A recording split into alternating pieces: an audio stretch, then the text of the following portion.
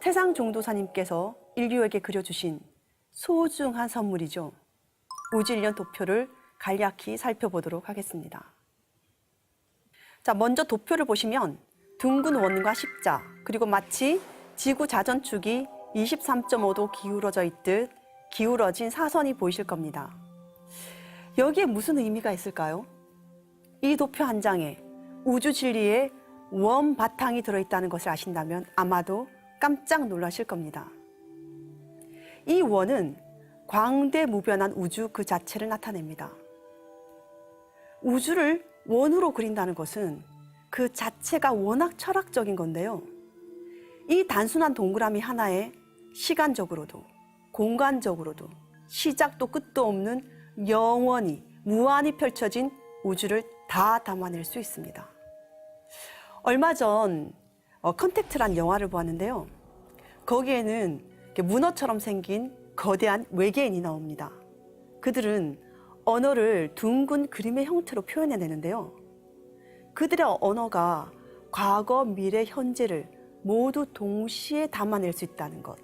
또 그들의 삶 또한 그 언어와 마찬가지로 과거, 현재, 미래, 시간, 차원의 구분이 없이 모든 것을 동시에 나타낼 수 있다는 것이 참 흥미로워하는데요. 저는 그 영화를 보는 내내 이 우주변화 원리 도표의 동그라미 원이 계속 떠올랐습니다. 그리고 원을 가로, 세로로 나누는 십자가 있는데요.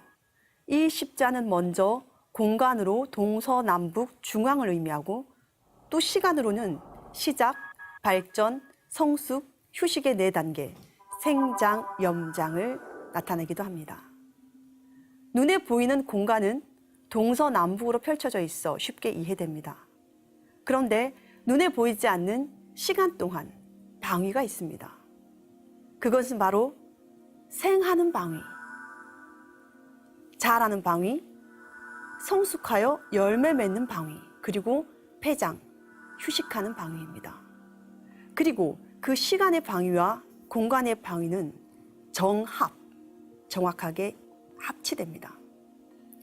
즉, 동방은 생, 탄생을, 남방은 장, 성장을, 서방은 염, 성숙을, 북방은 장, 폐장을, 휴식을 주관하는 것입니다. 환단곡에서는요, 이 네 방위가 단순한 물리적인 방위와 시간이 아니고 지극한 신성을 지닌 신으로 그 실체를 설명하고 있습니다. 그리고 마지막으로 사선. 이것은 우주 전체와 지구가 23.5도 기울어져서 변화하고 있음을 상징합니다. 그런데 이 방위가 양의 방향으로 기울어져 있기에 우주의 모든 변화는 양이 음을 억압하고 이기는 방향으로 전개되고 있습니다. 물론 지금은 여성의 권위가 많이 신장되었지만 아직도 남성이 여성보다는 더 우위에 있다든지 약육강식의 힘의 원리로 사회 전반이 흘러가는 것 등이 모두 우주 음양의 불균형에서 초래된 것입니다. 전체적으로 정리해 볼까요?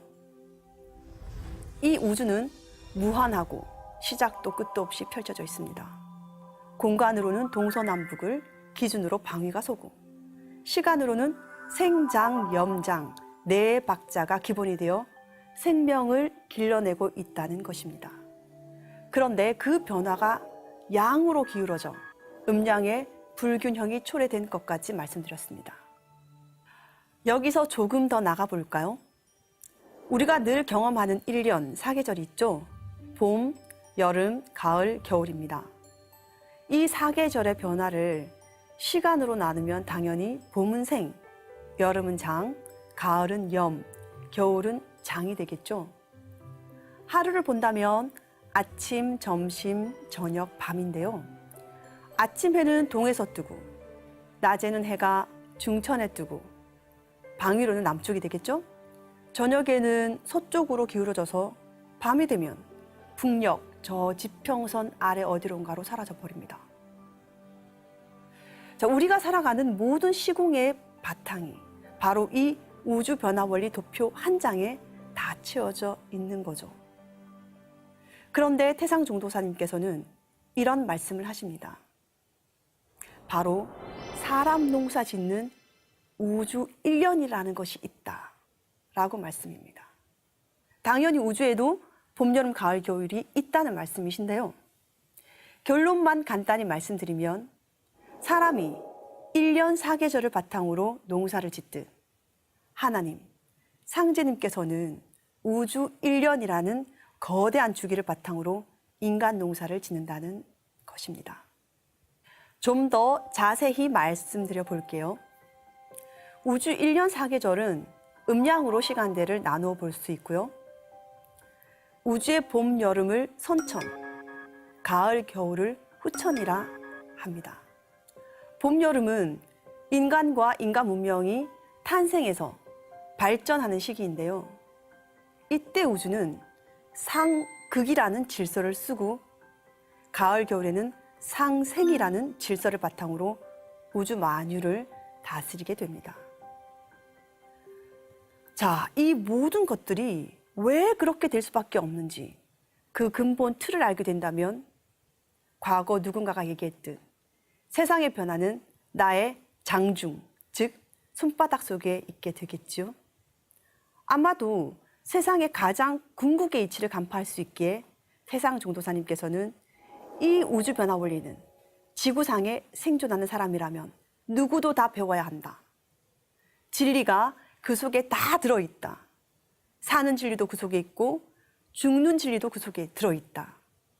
천지가 둥글어가는 이치, 죽고 사는 생사존망의 이치, 이 세상에 억만 년 동안 내려온 이치까지 우주 변화 원리 속에 다 들어있다고 힘주어 강조하신 것이라 생각해 봅니다.